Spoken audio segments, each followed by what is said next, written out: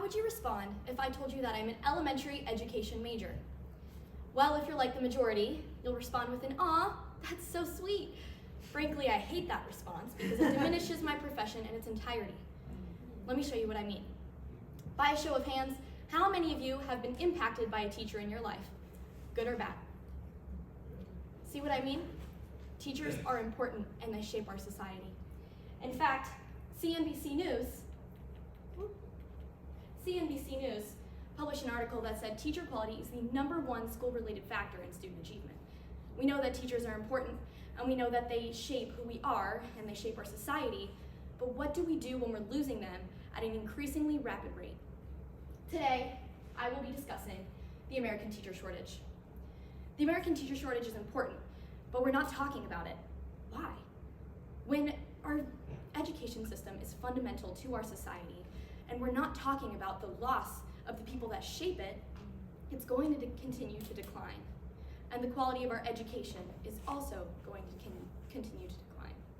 I'm an elementary education major at Belmont, and I've been very invested in this field from a very young age. I've done extensive research on this topic in and outside of the classroom, and I'm very excited to talk with you about it today.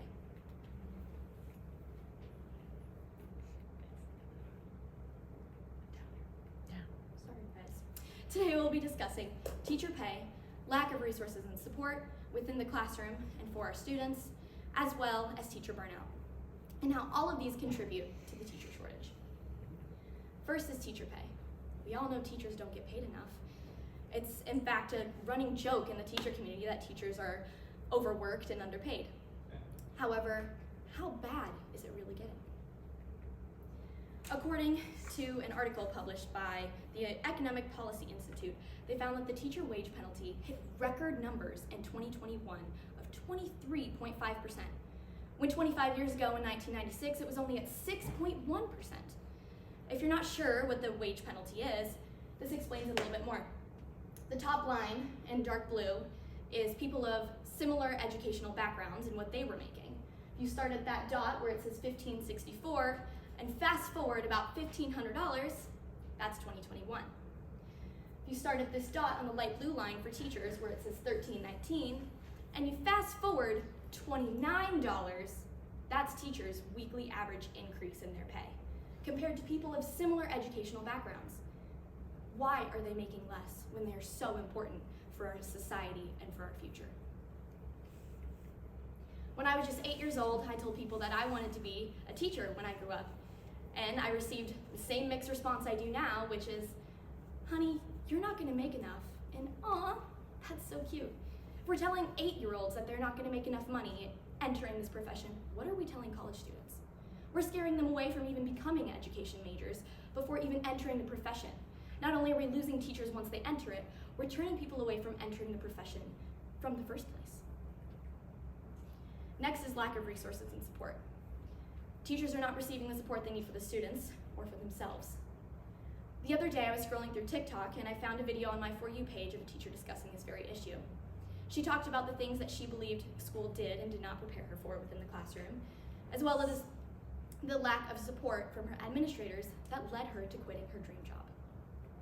I chose a career that I had to pour all of my emotion and energy into. I was ready to use my body as a human shield in order to protect every single one of my students. I was not ready to be hit and have things thrown at me when a child isn't getting what they want and have nothing done about it. I was not ready to have the environment I quite literally paid money for to be destroyed by a child not getting what they want and have nothing done about it. I was not ready to have to evacuate my classroom multiple times a week because one child was destroying the room and have nothing done about it. I was not ready to be a general education teacher and be given a class with multiple students who are identified with behavioral needs, but absolutely no resources, no aids, support, or anything of the kind. Yes, teachers are important, and yes, they take on I roles chose a career that outside of just pushing the curriculum and making sure that you pass every test. In fact, at Charlotte Park Elementary School, a teacher quit at the start of this academic year for the same reasons as spoken about in that TikTok. And in a school where the minority enrollment rate is 84%, the loss of an ESL teacher to take over a general education classroom is very impactful. I myself do my practicum hours at this school, and I saw it firsthand how students were redistributed to different level groups and how they had to completely adjust to a new teacher in a specialized department of their education. This is important, and it made a huge change. Not even to mention that a teacher who had been prepared for a specific group of specialized education students now had to take on the role of a second grade general education teacher for a classroom of over 20 kids. When you have to take on tasks like this, naturally you're going to get burnt out. The World Health Organization defines burnout as a result of chronic workplace stress that has been left unsuccessfully managed. Can you blame them? How can you successfully manage burnout when you're in charge of the well-being of over 20 plus children, in addition to having to spend tons of time outside of the classroom working on these things? In fact, the Texas Association of School Boards reported that the average teacher work week consists of about 54 hours. Well, it should only be about 40. This means that 14 hours on average every week are spent outside of the classroom creating supplemental materials, working on lesson plans that they shouldn't have to be continuing to fill in the blanks for, and having to find supports for students because other people are not supporting them the way they need to be supported. Teachers are doing more than they need to be doing, and they're getting burnt out, and they're being completely underappreciated. Today I've discussed the importance of teacher pay in this profession, the neglect of supports and resources, and the reason for teacher burnout.